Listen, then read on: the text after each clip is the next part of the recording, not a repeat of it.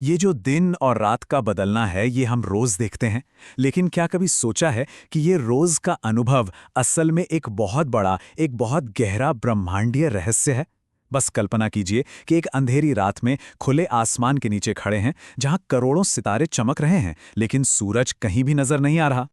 तो सवाल यही उठता है कि आखिर रात में ये सूरज चला कहाँ जाता है।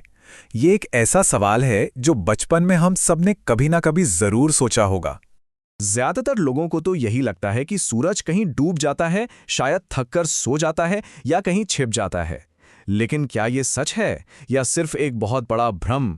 तो चलिए आज इसी पुराने सवाल से पर्दा उठाते हैं और जानते हैं कि दिन और रात के पीछे का असली विज्ञान आखिर है क्या। ठीक है, तो सबसे जरूरी बात यह है कि सूरज अपनी जगह से कहीं नहीं जाता।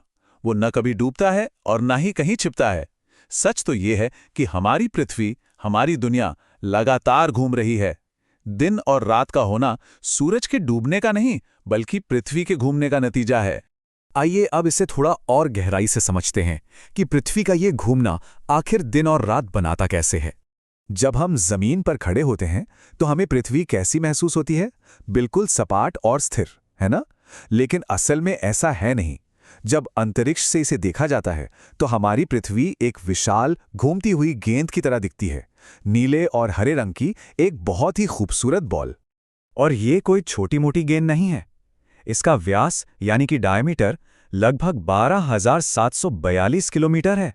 सोचिए, हम सब इसी विशाल गोले की बाहरी सतह पर रहते हैं। अच्छा, इसे समझने का ना एक बहुत ही आसान तरीका है। कल्पना कीजिए एक अंधेरे कमरे की, जहां सिर्फ एक बल्ब जल रहा है और उस बल्ब के सामने एक घूमने वाली कुर्सी रखी है। तो देखिए, जब चेहरा बल्ब की तरफ होता है तो उस पर रोशनी पड़ती है। बस यही हो गया दिन। और जैसे ही वो कुर्सी घूमती है और पीठ बल्ब की तरफ हो जाती है तो चेहरा अंधेरे में चला जाता है और ये हो गई रात। बस ठीक यही चीज हमारी पृथ्वी के साथ भी होती है। सूरज उस बल्ब की तरह अपनी जगह पर टिका हुआ है और पृथ्वी उस घूमने वाली कुर्सी की तरह अपनी धुरी पर लगातार घूम रही है। तो जब पृथ्वी का कोई हिस्सा सूरज के सामने होता है, वहां दिन होता है, और जब वही हिस्सा घूमकर सूरज से दूर चला जाता है तो वहां रात हो जाती है। अच्छा, अब ये तो समझ आ गया कि दिन रात कैसे होते हैं, लेकिन क्या ये मुमकिन है कि हम इस चक्कर से बचकर 24 घंटे सिर्फ दिन की रोशनी में रहें? इसका जवाब है हाँ, बिल्कुल। और इसके दो तरीके हैं। एक तरीका तो थोड़ा मुश्किल है, जिसमें एक ऐसी फ्लाइट पकड़नी होगी जो पृथ्वी के घूमने की दिशा के एकदम उल्टा यानी पश्चिम की ओर उड़ रही हो। ऐसा करके सूरज का पीछा किया जा सकता है। पर दूसरा तरीका इससे कहीं ज्यादा आसान है, ध्रुवीय क्षेत्रों यानी पोलर रीजन्स की यात्रा करना। नॉर्वे, फिनलैंड और आइसलैंड जैसे देशों में गर्मियों में मिडनाइट सन का एक अद्भुत नज़ारा देखने को मिलता है। इसका मतलब है कि आधी रात को भी सूरज आसमान में चमकता रहता है और भारत से इन जगहों तक फ्लाइट से पहुंचने में करीब 10 से 12 घंटे लगते हैं। अगर कोई ऐसी जगह जाए तो कुछ खास तैयारी करनी पड़ती है, क्योंकि वहां लगातार रोशनी रहती है। इसलिए आंखों के आराम के लिए सनग्लासेस और सोने में मदद के लिए स्लीप मास्क बहुत काम आते हैं। और हाँ, ये भी याद रखना होगा कि वहां गर्मियों में भी गर्म कपड़े रखना जरूरी है। हमने पृथ्वी के घूमने के फायदे तो देख लिए, लेकिन जरा एक पल के लिए सोचिए, अगर हमारी पृथ्वी घूमना बंद कर दे तो क्या होगा? एक ऐसी दुनिया की कल्पना कीजिए जहां एक तरफ सूरज कभी डूबता ही नहीं और दूसरी तरफ एक ऐसी दुनिया जहां वो कभी उगता ही नहीं। समय जैसे एक जगह पर थम सा जाएगा। जिस हिस्से पर हमेशा दिन रहेगा, वहां का हाल क्या होगा? तापमान इतना बढ़ जाएगा कि जमीन जलने लगेगी और नदियां सूख जाएंगी।